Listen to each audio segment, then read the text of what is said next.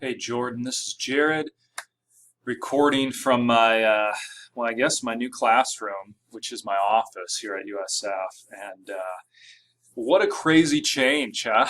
In the past 2 weeks. I think I mentioned this in our last communication, but when I visited you at Lincoln, whenever that was, a couple of weeks ago, that was literally like the last face-to-face sort of experience that I've had. So since that point, I've been recording either at home or here at the office. I try to come into the office when I can. I have 4 kids at home, a dog at home, a wife who is still trying to work from home as well. And so sometimes it's just easier for me to find quiet here at USF. And there were a couple of days this past week. USF is just a ghost town. You know, we're used to having 1,000 or so undergrads walking around, all kinds of staff and faculty out and about, especially as the weather gets nicer here. And so it's kind of a surreal time to experience teaching.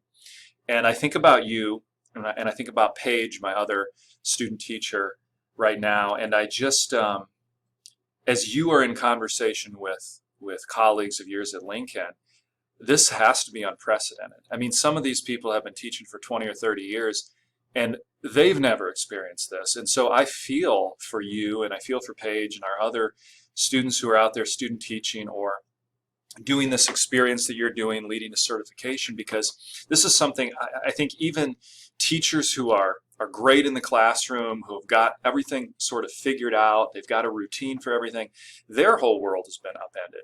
So I cannot imagine being a first-year teacher thrust into this circumstance. But again, I'm grateful that you have excellent colleagues you're working with.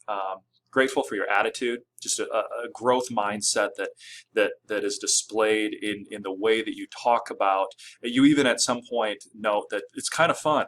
It's kind of fun to think about teaching in a new way, with all of the challenges that are embedded in the online instruction. And then also you have at least one semester kind of under your belt in the traditional format at Lincoln. But thanks for your reflection, as always. It's very revealing.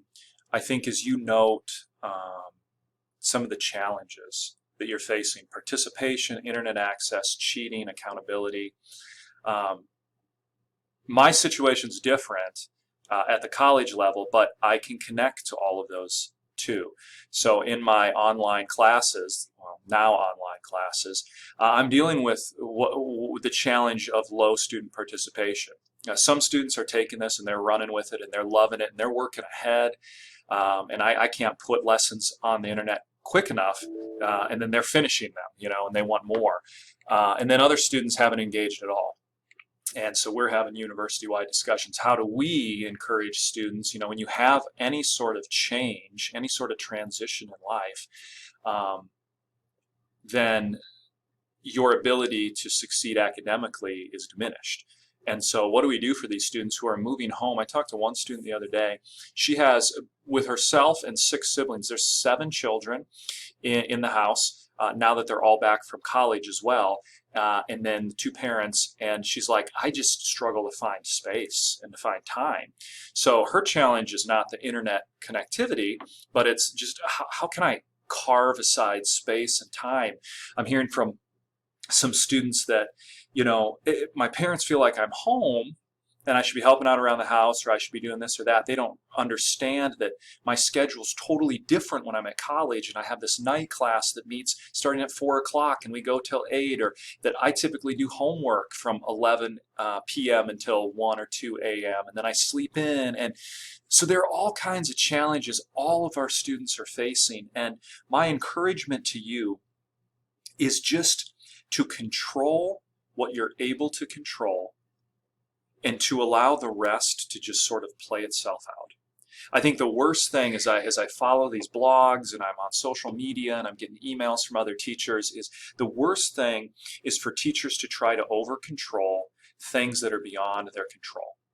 So you can do what you're able to make your class lectures and your labs and your experiences accessible to students, but you are probably not going to get 100% participation. And that sounds bad, but recognize though it's those teachers that strive for that and are trying to control the things that they can't, that are going to burn out more quickly. That this adjustment is going to be more stressful for. They're going to become more anxious about it. And so I think about the way that your classroom is designed, and I read through your Zoom meetings that you're having with all students, making those an option for students who want to connect with you face to face or in real time, I think is wonderful. I think about the last day that I was observing in your classroom. You were talking, you had this computer program, and students were able to, like, they had a tub of water and they were able to put like a Kool-Aid mix in there, and I forget what it was. Was it diffusion? Was it, I'm sorry, my chemistry is not working. My chemistry mind is not working, but you were able to make use of a computerized, digitalized lab. So do that whenever it's applicable. Don't feel bad just modeling certain labs. If you're able to do something at your kitchen table at home and you're able to record that and then allow students to go through and reflect upon that, recognizing that students aren't going to have all the materials they need. And another reflection I just received from a student, they told the story of K-12, a high school student that they had who had been evicted from their apartment, had no internet access, and was trying to do assignments from their phone while bouncing around from relative to relative's house. And so as much as you feel compelled to keep your courses rigorous and keep them up to standard and meet all the standards that are required, recognize that this circumstance is unprecedented. And I just encourage you to err on the side of grace and mercy, recognizing that your students are facing situations that in most cases are probably more difficult than your own or my own. And so just keep that in mind as you strive to do the good work that you're doing. Be encouraged. And as far as the expectations for this, because you're right, those have changed with Brooks Communication, and they will probably continue to change as this situation seems to be getting more serious, with more confinement in the future rather than less. What I would ask you to do is just make sure you are documenting to the best of your ability everything that you're doing. And so you don't necessarily need to spend an hour doing this every day, but keep an ongoing running log of all of the activities that you're doing in order to communicate with students, to get your lessons and your lectures out there, to assess their work, to communicate with parents when you're not seeing students active in the learning. And you're going to be fine because you're doing everything that a good teacher needs to do based on your position at Lincoln High School.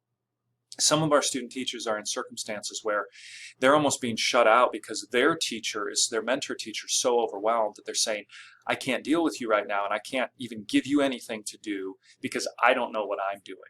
So just document to the best of your ability, keep an ongoing log of the date and the time you spent and the types of activities that you've done, so that when this kind of passes over, at least this first wave, and we're able to kind of assemble the pieces and make sure that everybody has achieved what they need to achieve as far as certification is required, then you have a document of all of those types of things. Also, feel free to reach out if you have questions or concerns. Sounds like you're doing some great work. I look forward to your next Friday reflection. Keep me posted. I mean, as you talk about some of these apps, Edpuzzle, I've never heard of this before. And so I'm curious what this looks like, how it works with students. Give me the details. Give me the challenges. Give me the success stories, and we'll get through this together. So take care. And I'll talk to you again soon, Jordan. Oh, I should also note that I've attached your midterm evaluation. It's based on my ability to see what you have done and progressed so far. So you may see that some things are labeled that you may not be at proficiency yet. That's just based on my ability and the 2 observations I've had to experience your classroom. Other than that, I think you're doing a wonderful job. Like I said, your number one characteristic is probably your mindset and your positive attitude. So keep up the good work, and I'll talk to you soon, Jordan.